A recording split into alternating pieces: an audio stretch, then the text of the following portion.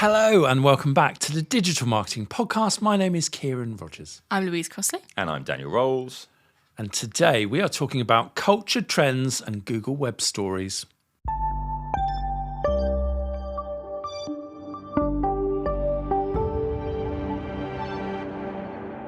So this one is basically me getting very, very excited about something that everyone else already knew about, has passed me by completely.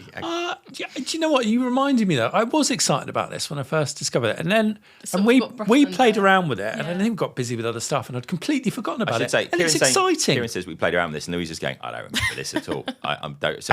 So we think we played around with it, like many things, right? The thing is, right, Google Web Stories, let's just start by explaining. I got sent an email from Greenhouse. Greenhouse are an amazing agency working on with lots of organisations looking at the environmental disaster and the climate crisis and carbon neutrality and loads of kind of topics around that. So really, really, really great agency. And they have this really nice newsletter. I will put a link into the show notes for this as normal. And one of the links was this YouTube culture report from the end of 2022. So I want to talk about some of the data from that because it's talking about how we consume media, how it's changed. I'm going to challenge some of the data a little bit as well. But what I found was a visual version of the report. So let's put this in context.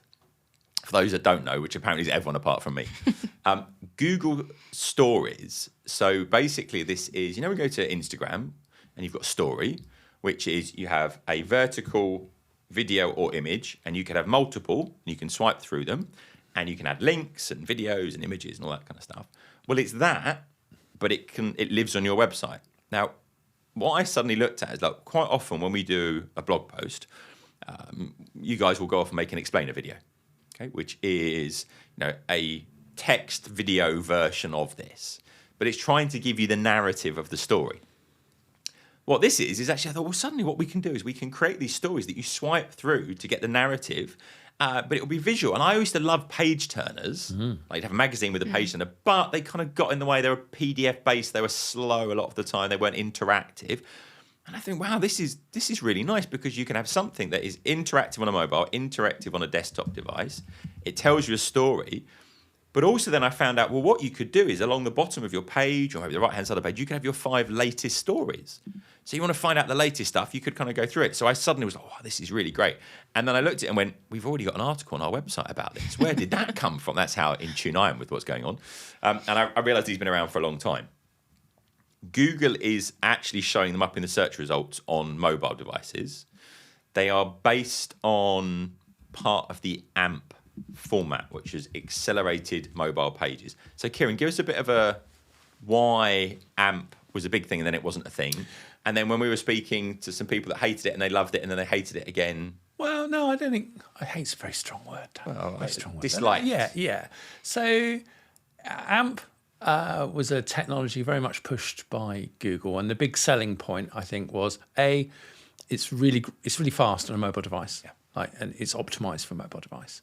But B, also, if you use this, we will give you an algorithmic advantage of your AMP content in Google. Now, definitely over the last 14 months or so, I've definitely noticed that will give you an advantage if you use AMP. It's been really played down. The message isn't there. It's not there. No, it's not. And so I don't know whether they're going in a different direction, how much they're still supporting the whole AMP project. The dislike thing, let me get to the, hate's a strong word, I agree, but dislike.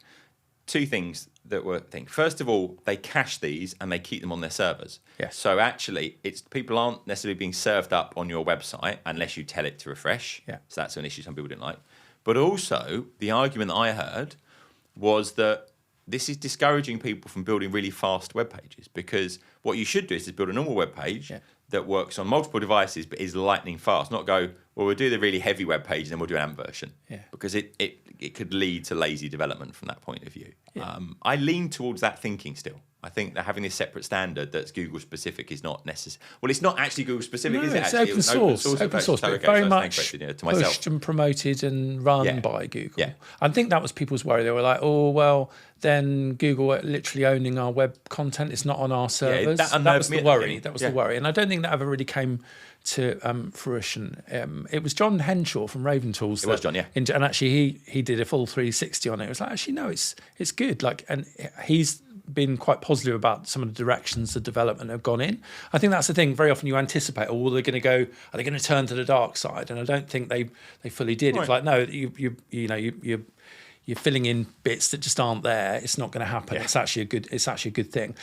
So I think, like Google, in order to get something like this adopted, they needed big media players, like big companies with lots of content. They needed them to adopt this. But I think potentially, because the whole algorithmic advantage in the search engine has been played down, but here's the thing, right? An algorithmic advantage in the search engines can simply be you're creating awesome content in a format people like. Exactly what I was going to say to you. Because increasingly what Google are doing is they're using user signals. It's massive for them. It's what their AI feeds on. And so just because you don't get a deliberate bump and push, because actually you could produce really poor quality AM content. Yeah. And I guess previously you might have still had that bumped. That's not the case anymore. But this is a great format, really, really great format. This is how I came to this report.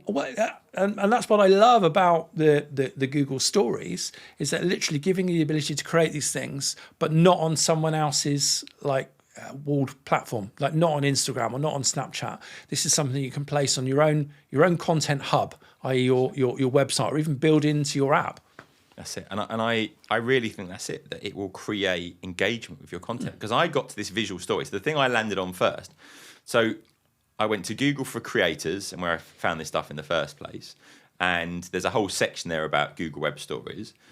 And basically, so here's the way you do it in code if you want to build them in code. But actually, there's a range of tools. There's a plugin for WordPress, but also there's this website we've just looked at, makestories.io, and that allows you to create these stories with it using a nice interface. You can then embed them into your website. The version of the YouTube Culture Report I saw was a visual story version of it. Okay, and ironically, we can't find it in Google at the moment. So I'm going to find it. I'm going to look at my history and find it again. So maybe they're not getting the boost they used to. But or maybe the person that did the page didn't optimize it. But either way, it was like about 20 slides just going through the key stats and doing some videos and some animations. And I was so engaged. I went, I really like this as a format. Yeah. It's like a narrative, but I control the pace rather than a video. And what annoys me about explainer videos is the text goes over the top of the video at the pace the editor's done it, and I read quite quickly. It's not. They're not really interactive. No, they're not properly responsive. No, and they're big. Yeah, big files. Fat files. Yeah, right. You don't have any of that with this. It's kind of like really light HTML5 with animation effects built in. It's lovely. But you still have complete creative control. Yeah, you do. That was the problem when I last looked at this about a year ago. We briefed Pete on doing the article on it. Okay. At that stage, the content creators that they had for things like WordPress weren't that great. Like you could do certain basic things, but always these things evolve. And some of the early HTML5 animation tools that aimed to kind of beat Flash were terrible to begin with. Yeah. But actually, they're really quite advanced and very full-fledged. So I think it's time to relook at it. It's time to dust that one off and kind of and MakeStories.io is really good. It's a really good tool. So and how would you measure the impact then that these are having in the best way? Do they integrate with Google Analytics? Well, you can embed them into your web pages, and then you can put events into them. So you can trigger events into analytics. So I can see how many pages you scrolled through, how long you're on it, all those kind of things as well. So it will take a bit of integration with analytics to do it, but you can certainly do that. I want to give a shout out to a really great page turner I discovered. Yeah, it's because I used to be obsessed with page turners. You did like them. And they've sort of fallen by the wayside. But a lot of organisations still have lots of great content in PDF documents. Very often the problem that you have, though, is PDF documents are not mobile responsive. Like it's one of my pet hates on a website when you go to a restaurant and the menu's in PDF and you end up looking at it on your... And it's horrible. It's just awful. So what FlowPaper enables you to do is to take your PDF content and convert it into something that's much more app-like. It's brilliant, like optimised for different screen sizes. They've got you can do it yourself, or for a relatively good fee, they'll just translate something into an interactive document. So if this is one of your challenges, check it out, flowpaper.com. Nice. So let's get into this culture report where I discovered all this stuff and I've gone off at a wild tangent with these stories videos. But the culture report's really interesting, but I want to challenge it a little bit as well. So they're saying things have shifted. It used to be about big viral trends, right? There'd be a video, everyone would watch it, and we'd all be speaking about the same thing. And what they're saying is 85% of Gen Z have now posted video content online. there's this new, loads of video formats. So what they're really talking about, bear in mind this is a YouTube report. So them going, oh, this is all about Instagram stories and TikToks and, Reels, they're not going to say that. But it is, a lot of this was vertical video, short form video, a lot of this kind of stuff. And we're browsing it in a different way. But what was interesting, the stat says 65% of Gen Z agree. Now, I'm going to come back to that word agree, okay? That content that personally relevant to them is more important than the content that lots of other people talk about.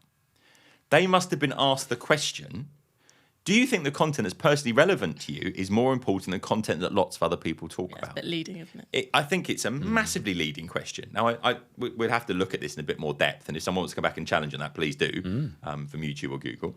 But they're saying the evolution of pop culture is personal relevance plus depth of experience.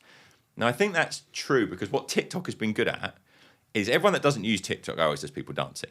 Whereas actually, the more you use it, the more the algorithm is kind of getting what you're into over a period of time. And actually, I know that Instagram have been trying to change their algorithm to be better at that as well. 55% of Gen Z agree that they watch content that no one they know is personally interested in. So it's about my stuff. And then you get into this. This is the really important point. It says fandom is one of the most powerful forms of community. 61% of Gen Z agree that they would describe themselves as a really big fan or super fan of someone or something, which means... What does that mean? Well, it's the kind of thing of like, I really like the digital marketing podcast, or I like Sam Parr's podcast, right? Or I Tim Ferriss's stuff and things like that. I'm a big fan of Tim Ferriss. So you become a fan of a brand and you become an advocate. What we're really talking about is advocacy. Right. Okay. But you do also see the power of that because, for example, online, if someone goes against that fandom... Piling. Yeah. Right? But also the danger of this is, and I'm not even going to mention the person I'm thinking of because I don't want to mention his name, right? But we've got super obnoxious people preaching really, really disgusting misogynistic stuff, okay? And they get fans. You'll be able to guess who it is, right? Yeah. They get these fan bases. Yeah, exactly, right? Oh, there's quite a lot of them out there, unfortunately, to choose from, but this one we're all talking about. So, that's the danger in this as well. But the reality is that, we know we have, with the podcast, what we call advocates. I wouldn't call them super fans because that sounds a little bit patronising, I would say. But it's that thing of like, they will respond to everything we do. They will engage with our stuff. They will share it, and they are generous. Yeah. In response to that, we will invite them stuff, give them free stuff, thank them, all the kind of stuff that's important. And the other thing that says the professional fan has arrived. So the idea is that it's more in-depth explorations of things and so on as well. So I think, there's some interesting trends in here. I like the K-pop one. So K-pop, if you're not familiar, like Korean pop music, where you've got lots of bands that have got, groups of same-sex, boy bands and girl bands and stuff like this. And the idea that, yes, you love the band, but certain fans, just like with One Direction and stuff like that, they're really into that one particular person. So they're creating reams of content about that person's life and what they're doing. And like fan fiction about real people. Right, there's all that kind of stuff. So there's really interesting stuff with that going on as well. So they talk about community creativity, which is what we were just talking about. Then multi-format creativity. So 63% of Gen Z followed one or more meme account in the past 12 months. Okay, that's unsurprising. The fact that memes are not limited to one format. So a meme will arrive and then people will use it in lots of different places. There's lots of stats around that kind of stuff. And then you've got hybrid creators, people that are doing stuff in the real world and then they're using that as a story online. You can, the baking videos and all those kind of things. By the way, my favourite of these things are, the house tips, cleaning your house, all that kind of. There's this particular channel that I've watched with great obsession, which is basically tips that are nonsense. And it's just like you're watching it going, this is the worst thing I've ever seen. It doesn't make any sense. It didn't clean that product at all. It's actually stained it, if anything. As well. But they're done so proudly, these videos, so everyone's brought those together. So, it's interesting. So I think it keeps saying Gen Z, Gen Z, Gen Z. I don't think this is just about Gen Z. I think we have changed our behaviours a little bit. There are some things about responsive creativity. It says 90% of Gen Z have watched a video that helped them feel like they're in a different place. So this was all about, stress during lockdown, people watching soothing videos, okay, of people just doing a certain thing. But actually, when we listen to music, very often that's what we're trying to do. We're transporting ourselves to a different place. We're trying to relax and so on. People are doing it in a video format potentially as well. So I think there's some interesting things to pull out here. I think it is completely a Gen Z focused report, which is okay. but I would say that actually it applies to lots of people. Try harder, Right. please. Do you know, like, actually, yes, it's interesting, and you might be able to see bigger levels because they've got more of those users using their platform. But I think the whole world is changing. Like, we are really starting to see mainstream culture embrace transmedia, Yep. like storytelling. Yeah, right. That's what we're talking about here, and it's not a new Transmedia storytelling. Yeah, it's exactly what you've described, and yet it's not mentioned there. It's mentioned as this newfangled like phenomenon right now. And the interesting thing is, it's that when you're really into something, you know, having multiple like story verses kind of collide is very exciting. Right. You know, I think some of the things they've done with the comic franchises have been amazing. In terms of that depth, and it really, like, you start to feel it. It makes the imagine stuff kind of really real. That's not just a Gen Z thing. I think that's goes right across generations. So I remember we used to talk about transmedia storytelling. People were like, Yeah. what? Right, but actually, my favourite example of this, still I think one of my favourite examples, if you just, we'll put it into the show notes, targetinternet.com/podcast, but it's basically the Jay-Z Decoded, which was the book that he published. But it was done in the physical world, online, radio. There was a narrative, there was a story, and there's a case study online of the whole thing and how effective it was at generating media coverage. And it crossed that divide between digital and online and so on as well. So you've been doing this stuff for decades. But I think short form video and the way it's being consumed, and there's a stat at the end that I was like, oh, this is really unobvious. 78% of people agree that they use YouTube because it serves them with content that's relevant to them. It's like, I read the newspaper because it gives me stuff that's irrelevant, but I use YouTube because it's what? Okay, yeah. What are the other like 22% of people thinking? I use YouTube because it's not relevant. Really? Okay. So I think, yes, there's some interesting stats in here. I think that they've got some good sources. It's beautifully produced and stuff as well. But I think it does lean to a point of actually narrative and storytelling has been around for a little while. Yeah. As Ciaran will tell you when he's up in the Highlands of Scotland with his Nordic storytellers and Viking storytellers. Yeah. So the reality, this is a real thing, by the way, just in case you're wondering. So I would say, actually, go back to narrative, go back to telling stories. I like the stories format because you get to paint a picture and a narrative step by step, which really appeals. So It's just cave walls. It is. Cave walls. We've been telling stories on cave walls for centuries and like thousands of years. Right. In the modern day, hey, guess what? We've got a lot more cave walls. Yeah. We've got apps. We've got websites. We've got interactive TV screens. And we've still got newspapers and magazines and terrestrial TV and all that good stuff. They're just cave walls. And it's nothing really that new. But the trick has always been to reach people with multiple touch points in interesting and engaging ways. Like, you know, I think that's one of the things Banksy does amazingly. He put things where you don't expect them. Right. And it forces you to kind of engage and go, and look at things in a different angle. And that's what a lot of this is playing around with. You know, playing around with the whole what's possible on different medias. And it's very exciting. It is, but I would say, you know, everything's the same, but everything is different. And what I would say with this is that how you and I might consume media, right? I still read a digital version of a newspaper. I still listen to the radio. I will still use social media and things like that. If I speak to, and I did this literally last week, MSc students, 220 of them, 85% international, so a nice little test bed, but not by any means scientific. How many of them read a newspaper regularly? 4 of them, digital or not. How many people would like, do you go to BBC News or something like that? No. Where are you getting your news from? 95%-ish of them, social media as their one source of news. I find that somewhat terrifying in that, do you trust this? Where's this? And it comes back to what we've spoken about before, like, I trust this person, therefore I look at them for my news.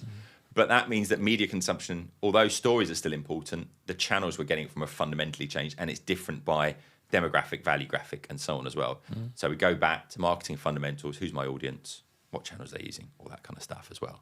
So we'll put all this stuff, the full culture and trends report, the storytelling stuff, into the show notes, targetinternet.com/podcast, and let us know what you think of all this. As ever, we do read every message. We do respond to every message. So please do get in contact. And again, as normal, thank you for listening to the Digital Marketing Podcast. Please subscribe for more videos like this and visit targetinternet.com for more free digital marketing resources.